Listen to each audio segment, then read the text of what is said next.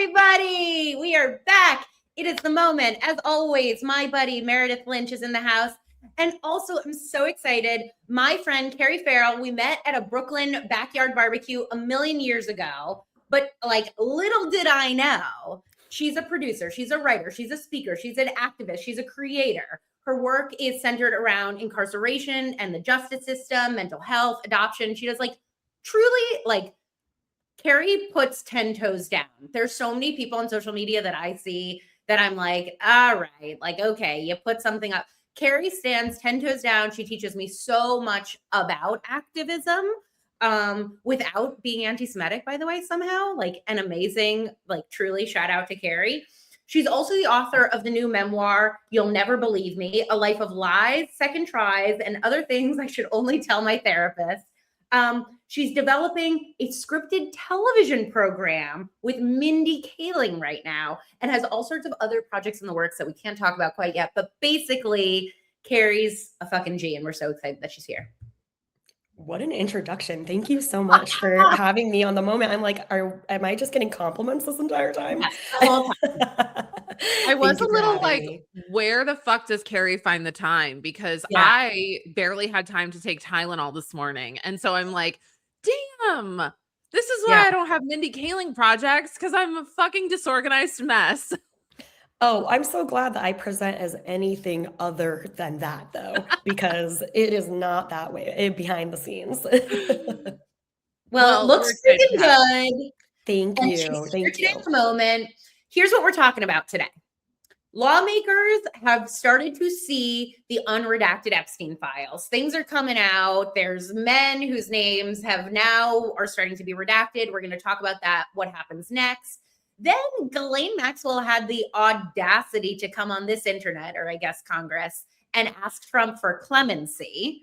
And then we're going to talk about the Super Bowl, some of the deeply racist aftertakes.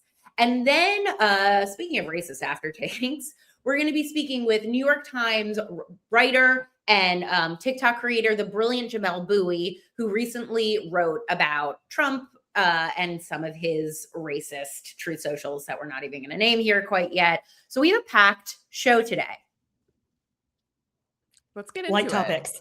Let's get into it. Yeah, welcome to the meeting. Because I actually, the first thing I saw when I woke up this morning was a video of Lauren Boebert talking about what she's now seen in the unredacted Epstein files. So I was like, this is, interesting. I didn't see that. Do you want to tell me what that video is before I go? Well, it just was basically like, hey, they're bad. And then they asked the specific follow-up questions of regarding Ghislaine Maxwell, do you think Maxwell should be out of prison?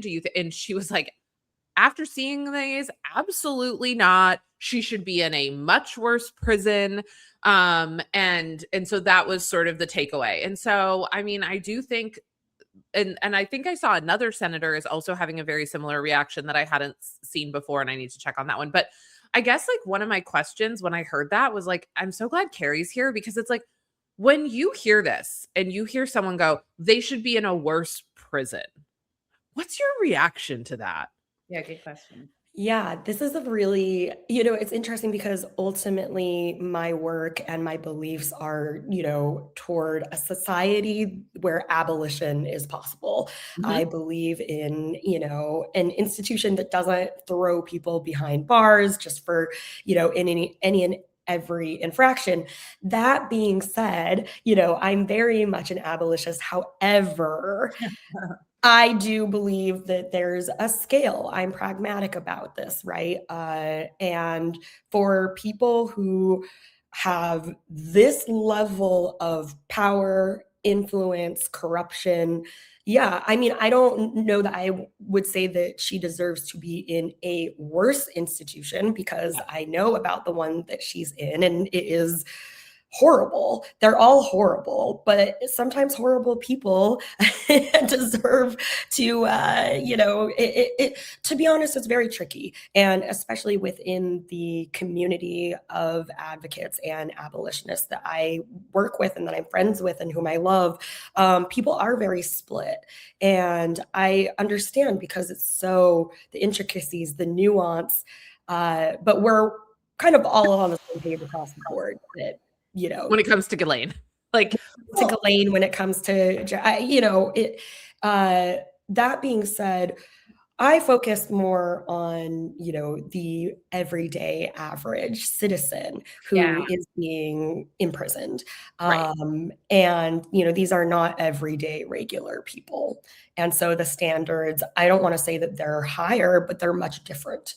And the scale, the ratio needs to follow suit, right?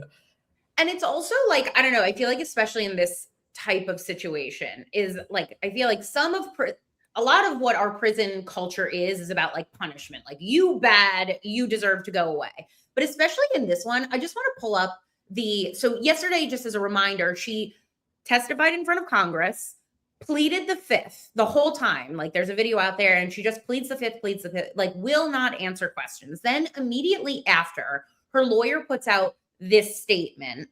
I think we have a clip of it. Yeah, I think we have that. And in it, she basically says like, hey, Trump, if you give me clemency, I'll come out and clear your name and President Trump's name. She basically like goes out in public to ask for a quid pro quo for both of them. Mind you, this woman has already been charged with perjury. Like, she is an adjudicated liar.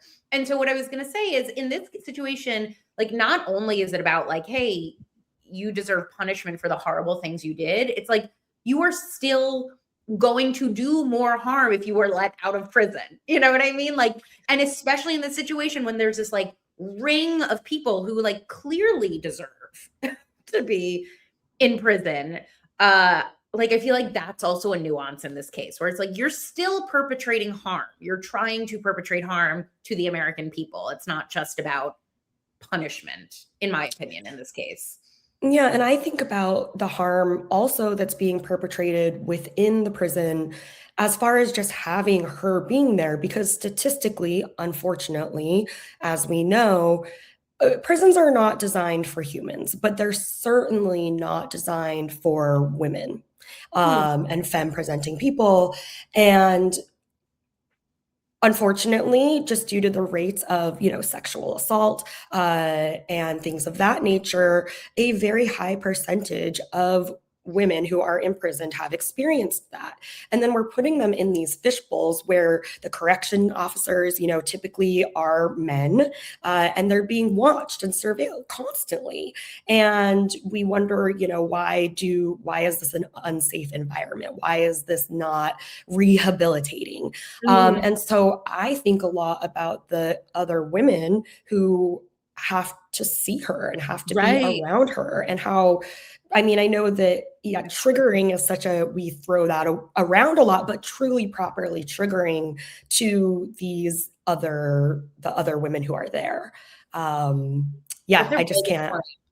Also, like, here's the thing. There are people who commit crimes, and when they are, you know, released from prison, they are not going to reoffend. Ghislaine Maxwell is not that type of person. She isn't the person who, you know, got caught selling drugs or what, you know, like, things happen. Like, people commit crimes, they serve time, they get out, they build totally different lives, right? Like, and we can also get into the you know, implications of race and bond and all these kind of things that go into that.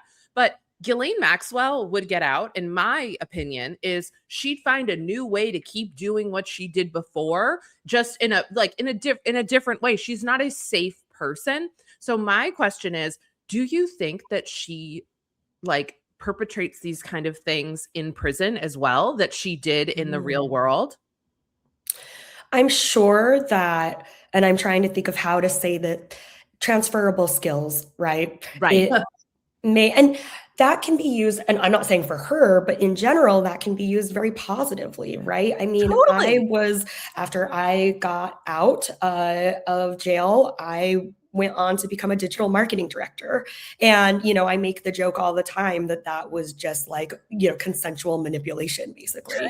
But it's like using some of the skills that I had that I was for, you know, for negative, not that advertising is like the most moral, amazing thing. Obviously, we know it's not, but it's, you know, I'm sure that she's running some of these kind of, you know, scams, and using, her stature and her notoriety to her benefit, for sure. Let's talk about also, by the way, like there's only one person in prison right now in connection with the Jeffrey Epstein sex ring. Like there's only one person, and like Ghislaine Maxwell belongs in prison, but that one person is a woman. And now we know lawmakers have started to see these unredacted files.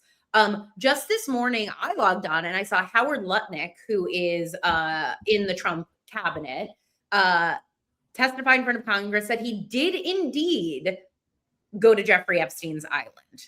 You know, like he finally, after being like, I saw this man and I was immediately turned off, and like finally he's coming forward. And so like I want to talk a little bit about these redacted Epstein files, whether we think we'll actually ever see any accountability for anybody. You know, like there's so clearly these men that are involved, at least 6 of them. I think we have a clip of Thomas Massey talking about it, and then I want to talk on the other end. Also clear, just sort of as a checking their homework, that they need to do a little more homework.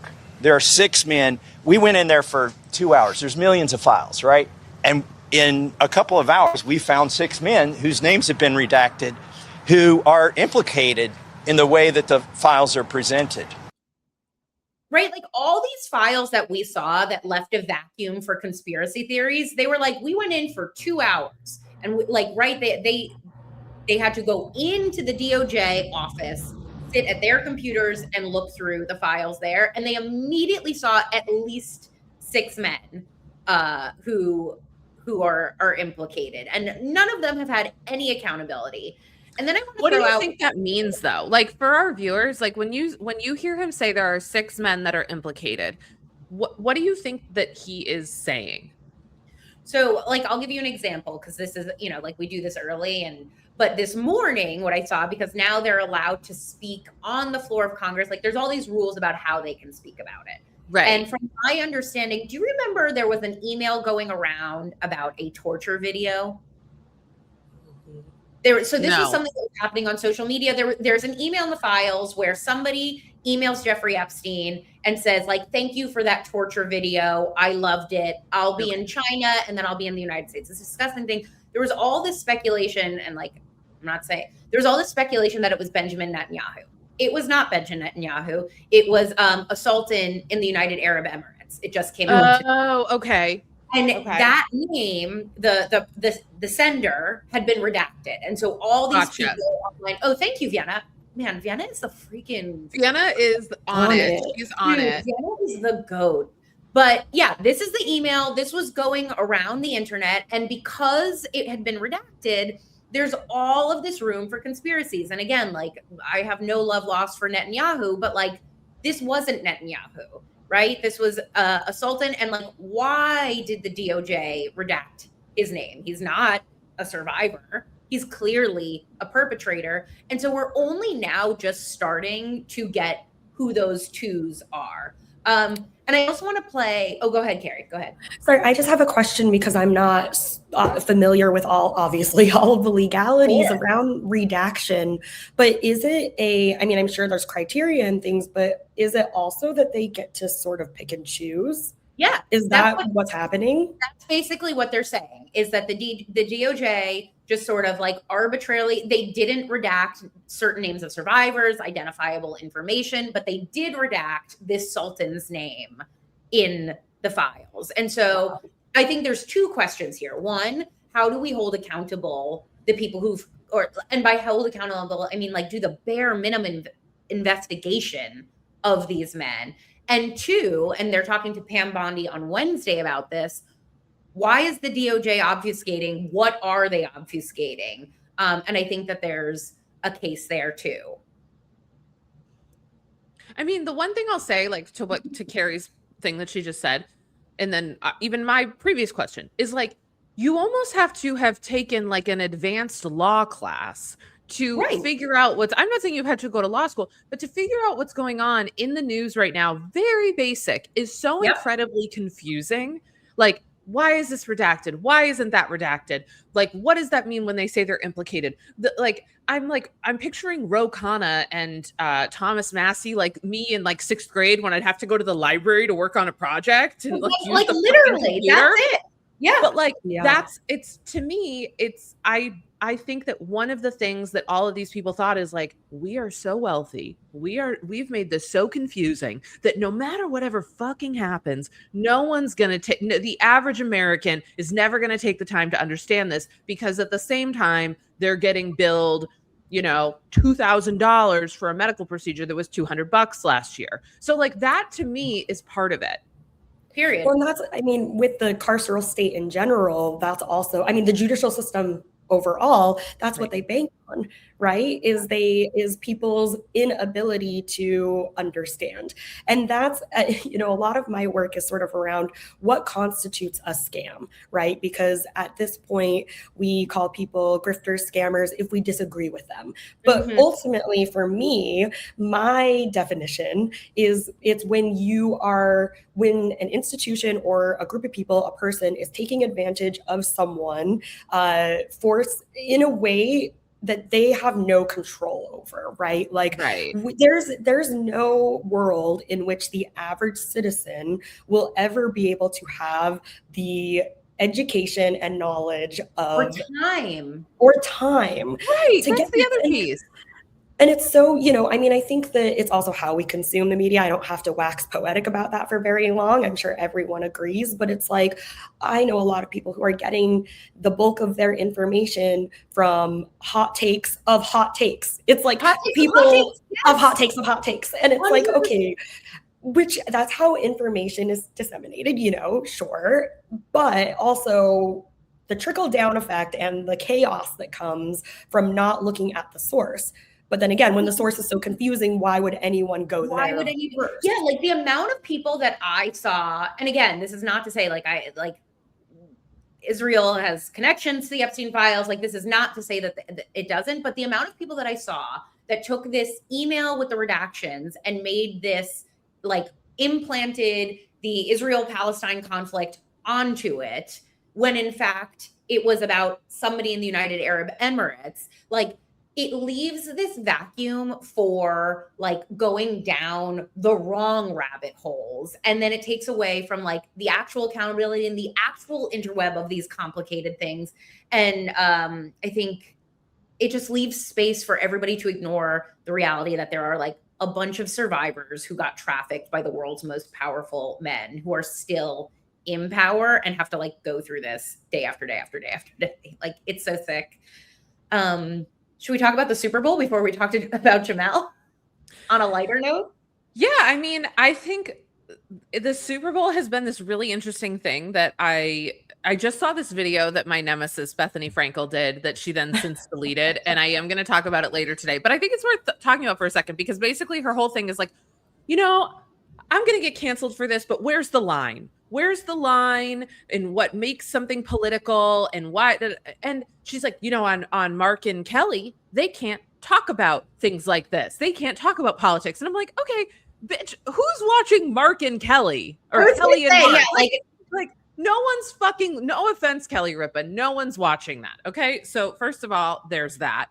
Second of all, the other thing that I also how long before they do make it political that she's married to a Latino man? You know what I mean? Like, well, they've gone along this long. I don't think it's happening. But here's my thing to Bethany Frankel.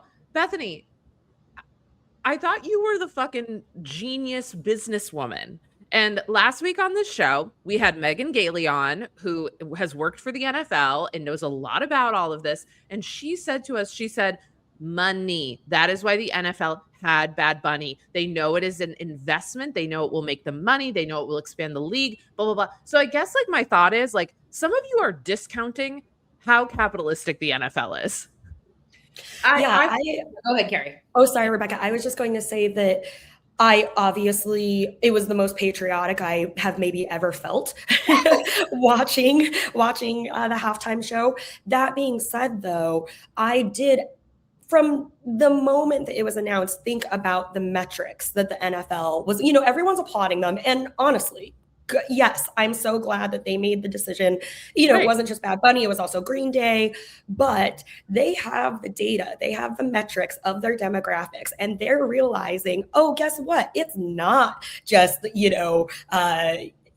it's not just white People English in Puerto Rico, who watch the Super Bowl. Like the amount of money that they're making off of, I guess let's just say marginalized communities, that's ultimately the reason that Bad Bunny was put in this platform. But again, I'm so glad that he was, and what an incredible show. But that's, to your point, Meredith, not to discount the real reason they're not doing it out of the kindness of their hearts. Didn't that give you, like, that gave me real hope when because I watched, but I was like, oh, if the NFL sees Brandy Carlisle, a rainbow insignia on the field, Bad Bunny, Green Day, if they see all of these things as profitable, that means that, like, there is a mainstream American audience for that, which means that maybe we'll magically vote ourselves out of this, which is something that Jamelle Bouie talks about a lot. The integrity of our elections. Good timing. Transition, a little shaky, but I'm really excited because Jamelle Bouie does something really special. So he's a columnist for the New York Times. He covers history, he covers politics. He also is all over TikTok. He does this amazing job of talking to a totally different audience, which is something that I want to talk to him about. Previously, he was the chief political correspondent at Slate, has written for the American Prospect, the Daily Beast, our friends over there, co-host the podcast Unclear and Present Danger. Jamelle Bouie, do we have you on the show? Yeah, I'm here. Hello. Welcome. We're so happy to have you. Thank you for having me.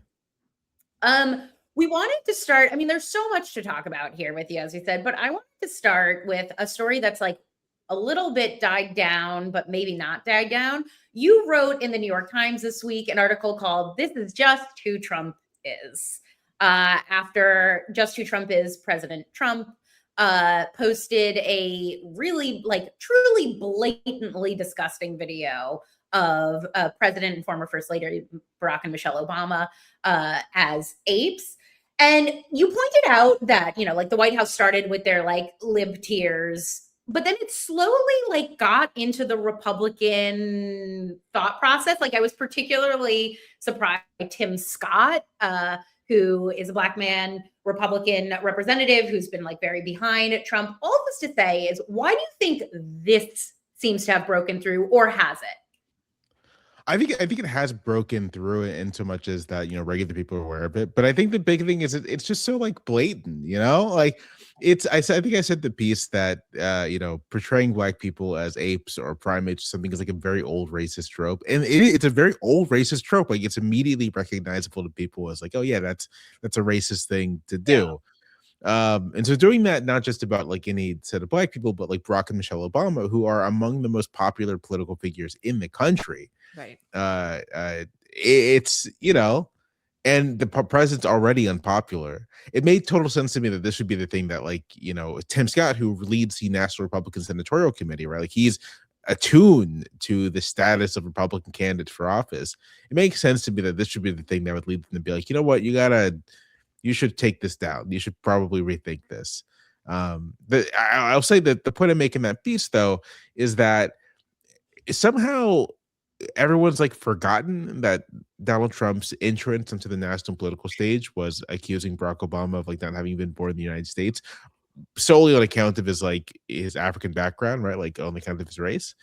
And I think that when I saw the clip, and I gotta say, I'm really not enjoying this thing, especially with this year in the Trump administration, where I wake up in the morning and the first thing I'm hit with is something insane. It happened with the Venezuela attack too. I wake up Saturday morning and it's oh, we've attacked Venezuela and kidnapped Maduro.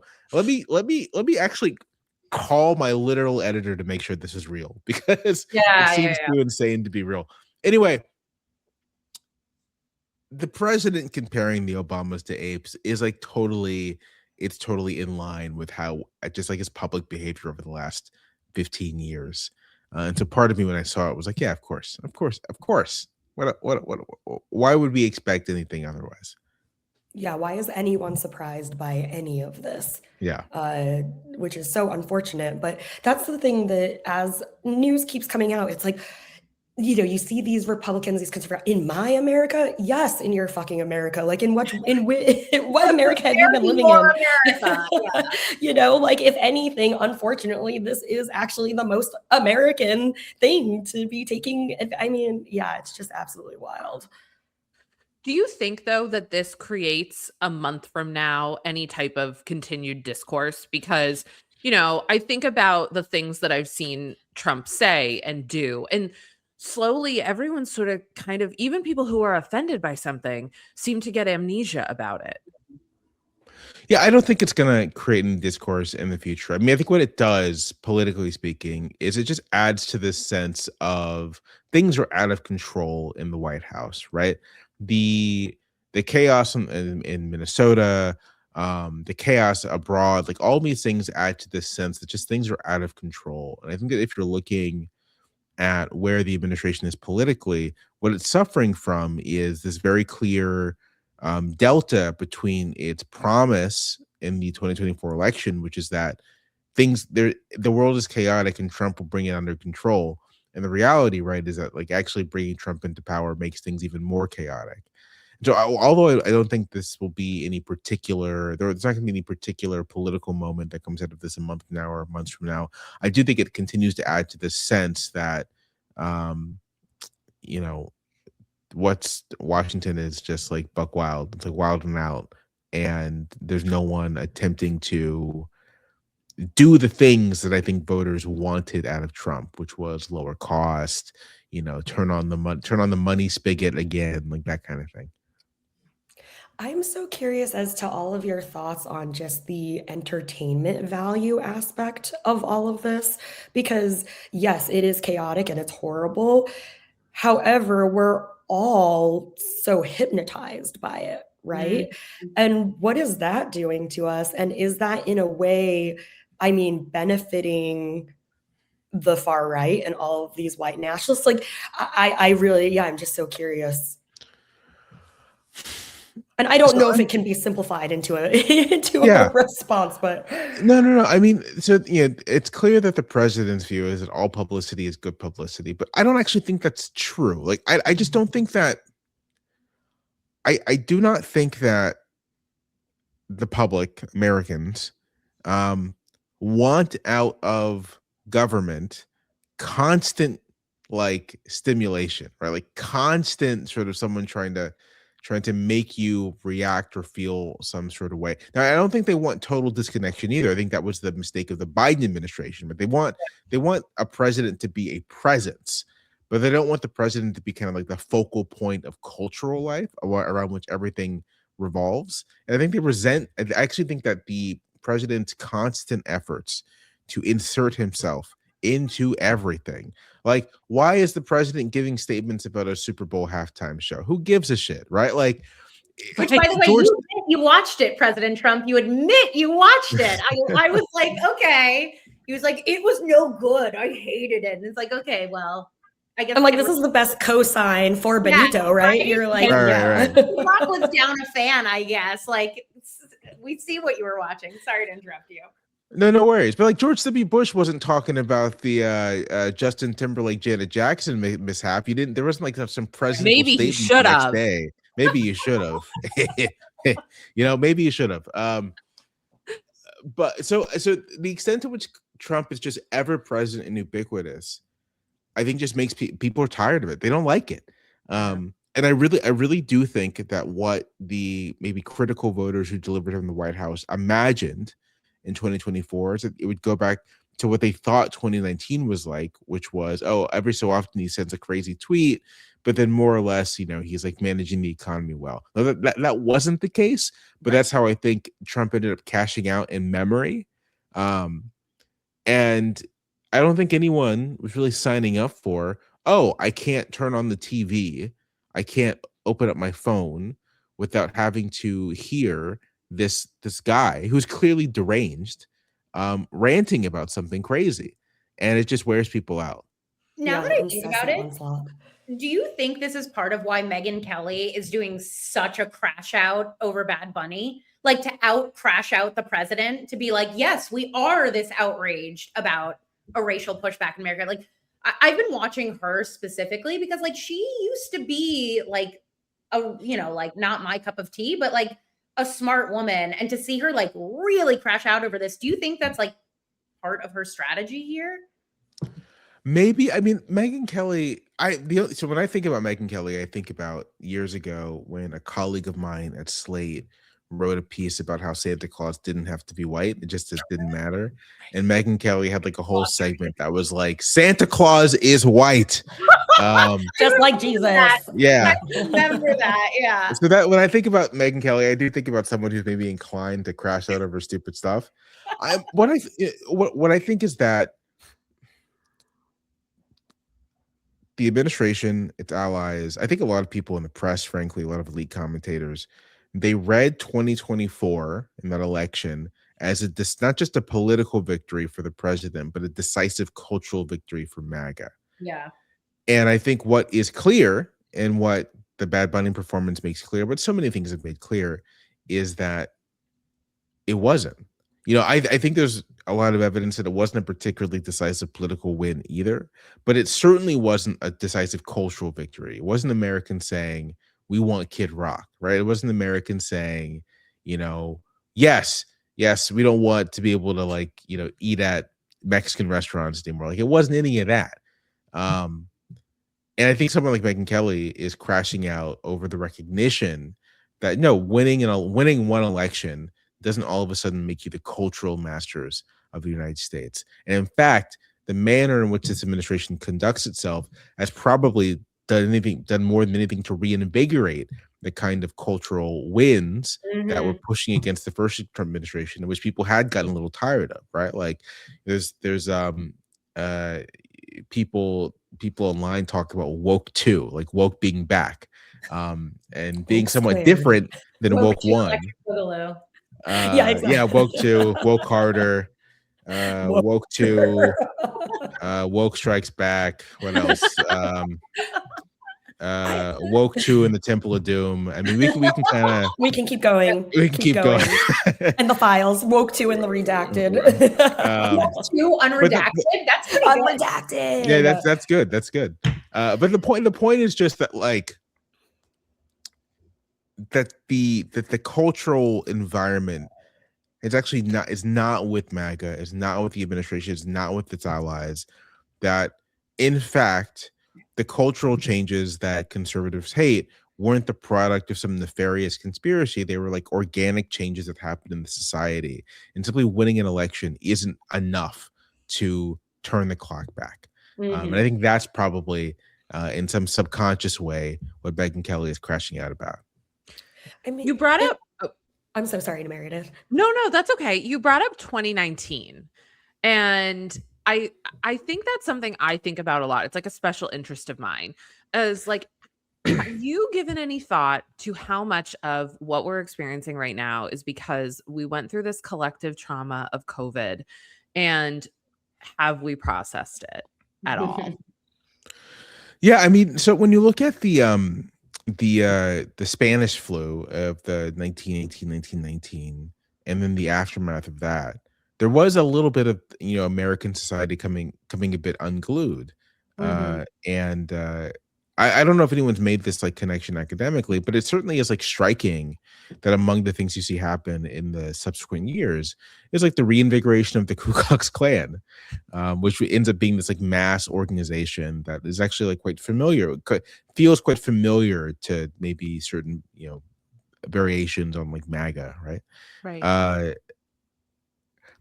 I think there is something to the country experienced this terrible trauma where many people died, unacknowledged, often by the government, and it's an attempt to kind of like pretend like it didn't happen, and that takes all kinds of different forms. I think one form it took was sort of like mentally erasing the experience of the first Trump administration so that Trump Yeah. somehow reemerges as like this weird kind of like wacky uncle figure, and not someone who was like previously the president of the United States for whom we have like a clear record of how he behaved. But I think all sorts of things are likely shaped by just this trauma response, this sort of sublimated anger and frustration from the pandemic years. Yeah. I mean, it turns into basically like the real White House wives of, DC, right? Where it's like that also brought us to a place where now we have, RFK. It's just such a it's a fugue state, I feel, that we all went into. And then Meredith, like you said, I don't feel like I had time to process. And it is this collective trauma where it's like, oh, great. Well, now at least, it's a great small talk conversation because we all went through this thing, right? Like, well, and I think we got addicted to chaos a little bit. Yes, like, I think there was a bit of, that time, I'm not saying COVID's not still happening. It is. It's still, everyone be safe out there. But that time period of like March through, the holidays was collective chaos. And so I think chaos got really mainstream normalized. And I think that's like part of why Trump gets to come back in and be 10 times more chaotic than he was before.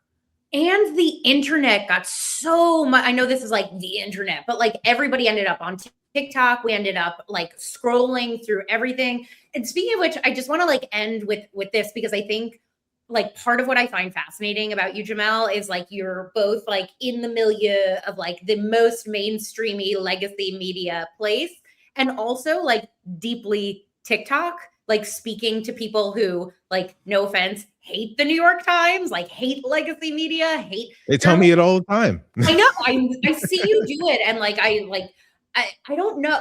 There's 6 million questions that I have about this, but especially going into 2026, as like maybe we will magically vote ourselves out of this thing. Uh-oh. What do you see about the internet? Like what are you seeing on TikTok with the young people that they aren't quite getting, and vice versa, like that the mainstream and like the power elite aren't getting about that group of people?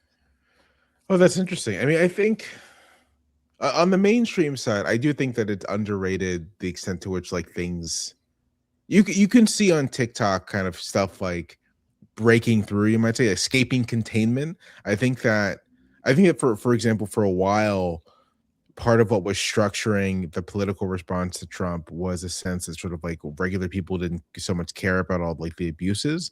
But if you were just to like spend time in social media and try to sort of like, find ways to beat the algorithms, you could see kind of a wider breadth. It was clear that like this stuff was actually circulating, that like it was the especially because it was so image heavy and so video heavy, that it was really circulating amongst like more ordinary people. So I think kind of mainstream institutions miss the extent to which a lot more stuff breaks containment than we think and has an impact. I think on the TikTok side, and this gets sort of like what I think I'm trying to do on that platform and like other places, is I think that often what is lost beyond like the historical context and sort of the bringing reputable sources to internet discussions, especially of history, and engaging with academic stuff in those spaces like TikTok. I think one thing that is often missing is everyone exists in such like a frictionless environment that they forget that sort of like to make things happen, like actual human beings have to do things. They have to like take actual steps. Like a guy has to do a thing for something to happen. And in discussions of politics, especially, I think this often gets missed, and there's like no thinking about like mechanics, no thinking about logistics, or thinking about operations, or thinking about just sort of like the process by which things happen. This is like especially relevant when talking about like elections, but like all sorts of things. No one thinks about the process, and there's this funny way in which the president's kind of obsession with the executive order, with I sign this document and a thing happens, although it doesn't necessarily happen, but that kind of performance of power is really well suited to internet spaces. Yeah. And so you end up getting people absorbing kind of propaganda about the performance of power and treating it as if it like reflects what's actually happening on the ground. And I feel like one of the things I'm trying to do is to just like remind people that political life doesn't happen through pressing buttons. There isn't like a button you press and a thing happens. Like there are political actors who have to either accept the legitimacy of something they're being told or not. There are people at every level, at every stage, who can or cannot exercise their own agency to act. There's a lot of stuff happening, and that those choices being made are like in the most fundamental sense, like politics. Mhm. That's what politics shapes: the nature of the choices being made, the people who are making the choices, and all these sorts of things. And I'm always trying to urge people to remember this, but also to recognize that like those are things on which you can actually act and have an impact. If you are worried about elections, you can become a poll watcher or work Yes. do election work, and thus making yourself one of the people who makes a choice, right? Yeah. And whose agency matters all the more. This is my biggest, this is my biggest frustration with especially the left on TikTok is like it's almost like they're like quoting a book and like the perfect, most maximalist version of things and discounting all the ways in which like we as individuals in small ways can protect the best parts of our democracy. Like it really, like, they bypass this like personal responsibility to be out there and like go into the maximalist place. So I appreciate you out there explaining these Thank things. you. Yeah, absolutely. Cool. Well, Jamelle, thank you so we are much, so Jamelle. grateful. Yes, thank you so Oh, much my for pleasure. coming. We Thank hope you you'll for come having back me. again. Tell Well, I'd be people happy where to. to find you on the internet, on the New York Times. Tell people where you are Sure. these days. If you don't hate the New York Times, which if you do, that's cool too. I just work there. You can find me at New York Times Opinion. I'm on TikTok. I'm at Jamelle Bouie. I'm on YouTube. I'm also at Jamelle Bouie. And I'm on Instagram and I'm at JBouie. Instagram, I usually repost stuff from TikTok, but I also post photography. So there's that as well. And I'm on Blue Sky where I'm JamelleBouie.net. So that's basically where you can find me. Cool. We hope you come back here on The Moment soon and we'll be watching. Thank you so much. Thank you for having me. Bye, Jamelle. Bye. So nice meeting you. Nice to meet you all as well. Yeah, I really love seeing like he is like a unique connector between these two spaces where like there's so many people that I see on the internet on the left where I'm like, I get your ideals and they should be more part of the conversation. And yet like your execution and your way of talking about them is so like maddening. I don't know how else to put it. Yeah. It's also, I love that he has, his foot in both worlds, right? Where multiple things can be true. You can feel multiple things about a situation. Do I love the New York Times? Absolutely not. But do I also still understand that they are a vital part of, how we get legitimate information? Yes. Yeah. It's all of the things true, which is what makes it a testament to what makes all of this so difficult, right?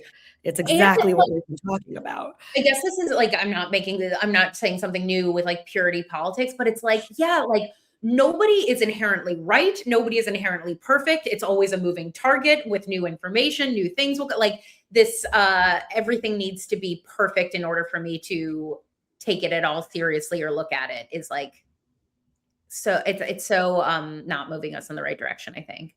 Yeah, we get to those weird conversations too, where it's like, well, or maybe not so weird, but who's responsible? Is it the audience? Is it their responsibility to scrutinize, right? Or is it the responsibility of, the publications to be putting out, correct factual information?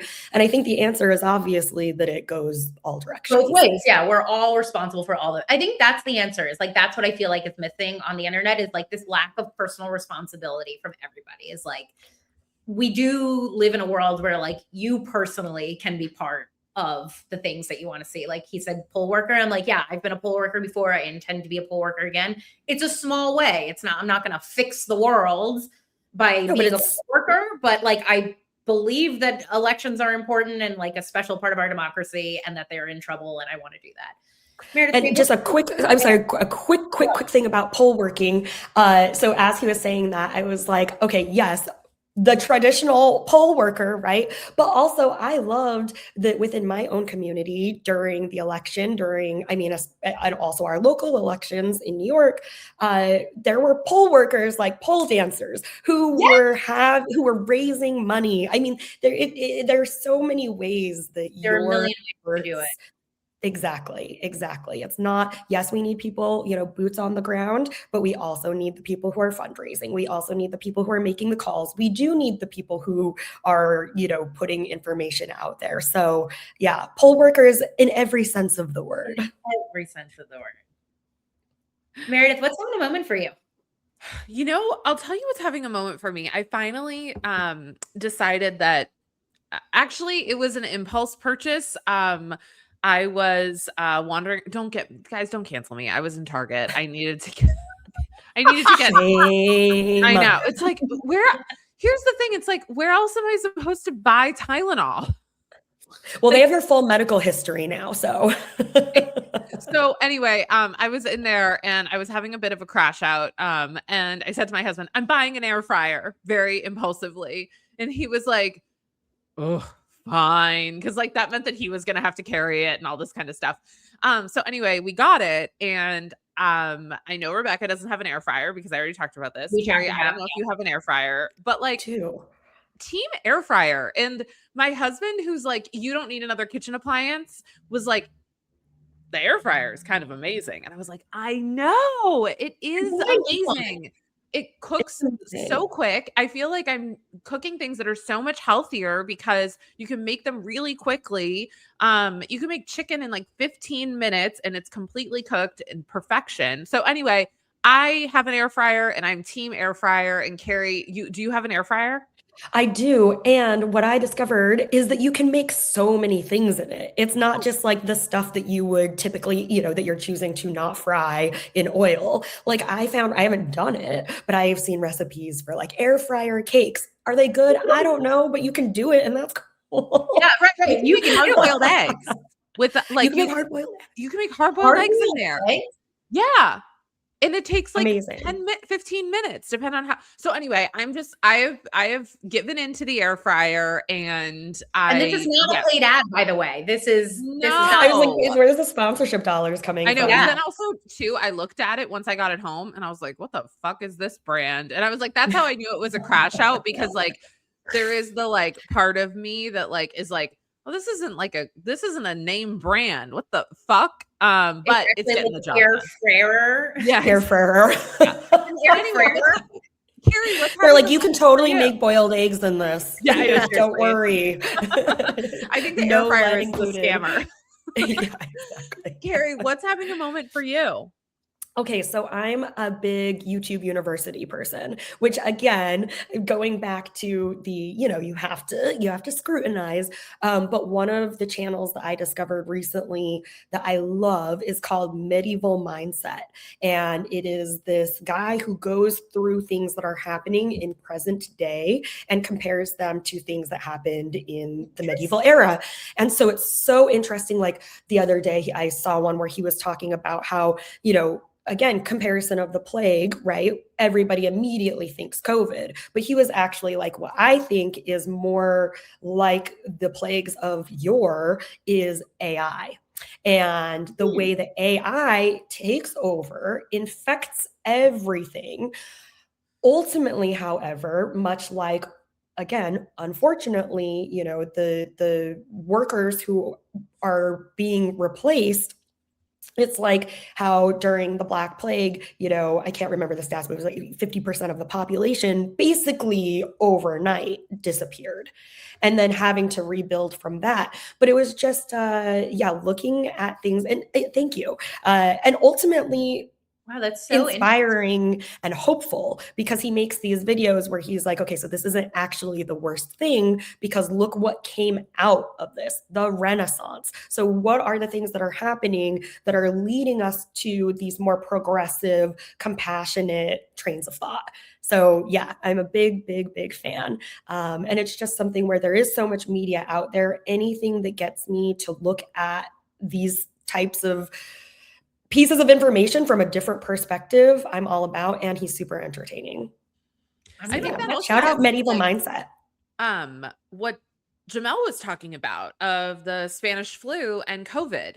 And same thing, but I'm also wondering, like, to your point with the, like, I'm thinking about like the amount of folks who are being, held at detention centers and deported. And it's kind of like, oh, all these people just like disappeared, you're saying, in the plague. And I'm like, oh, or what we're kind of seeing in, this horrible thing that's happening with ICE have, parallels to that as well. Yeah, absolutely. And I think that I know that we're almost out of time, but I do want to say I'm often asked, how do you keep your head up during all of the chaos? What is it that you can suggest that people do? Really, it's getting out there and being in a community. And yeah, it would be amazing if that were mutual aid, if that were, again, on the ground things, but it's also book clubs. It's just spaces in which you're able to have conversations with people. I'm a huge, firm believer in that. One of the reasons that Zoran was elected is because of the success of the New York Knicks at the time. Yes, because totally. we were all, first of all, I love basketball. You're a Knicks girly. Yeah. I'm a Knicks girly. But you were in bars talking to people that you would never necessarily be next to in a bar, because you were all championing and, around this one amazing thing. And it brought this sense of community that hadn't been there before. And obviously, I don't think that was the reason. I think it's no coincidence. Blue and orange were his color, right? Like it had that too. That comeback kid feeling. Yeah. There's a lot to say about just like obviously the media literacy and how amazing they were with everything that they put out there. But I really, I had so many amazing conversations with people that I think normally would be like, oh, I don't even want to see this person. I don't want to engage with this person at all. But we connected over basketball, and then you start talking about their families, and then it just got into, discussions about the actual world. And so getting out there, just making human connection. And we're so lucky, in these metropolitan cities, especially New York, where it's like you walk outside and you are instantly a part of a community. But I really hope that everyone can just get out there and be active and know their neighbors. Rebecca, what's having a moment for you, neighbor? I know this is what you were saying, is like in 2019, we all had this trauma and we never figured out how to get back into the world. That's my special interest. And I know. Finally, well, and you know what it is partially, and now we're like, is like, I had a very chaotic childhood. So I get addicted to chaos very easily. And so when I saw COVID happening, I was like, a lot of you have never had anything chaotic happen to you in your life, and you're finally experiencing it for the first time, and you're finding out that it's horrible and it will cause stress that will last forever. But also, I just felt super prepared for COVID. Yeah, I know. I wasn't that was losing their shit, and I was like, oh, finally, the world is moving at my anxiety level. And Dad, I'm sorry that I said I had a chaotic childhood. I know. My dad, I was thinking that too. Like, you were great, but like Mom did die, so that was chaotic. Like that we couldn't really help it. This is a group of women who all had like deeply chaotic. Yeah, exactly. So it does make you uniquely prepared for those things. And so anyway, I just think like, yes, it is. I feel like Jamelle finally gave me like the start of the answer that I'm looking for. Yeah. Anyway, carry on. Oh, so mine is like a little bit on the lighter side, but I've been seeing on social media this woman, I believe her name is Soraya Bonali, and she was an Olympic skater, in Saria like, Bonali. Saria Bonali. Thank you so much. Really. Big fan. Big fan. Oh, okay. So there you go. I'd never heard of her before. And I heard of her because one of the figure skaters in this Olympics landed a backflip, and everybody was like, wow, it's never been done before. And all of a sudden, I heard of this woman, and I want to play her from 1992, and I want to talk about her backflip here because she did it fucking first. And do we have that clip, Fiona?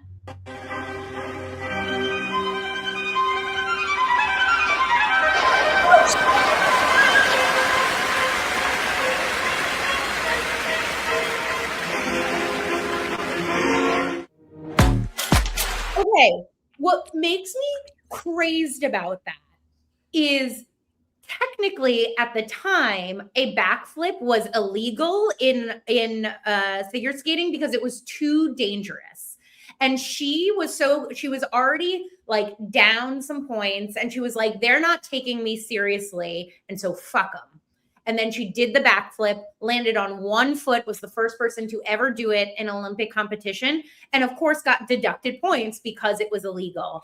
And I just like, this is what social media is good for. I miss like 2013 social media win.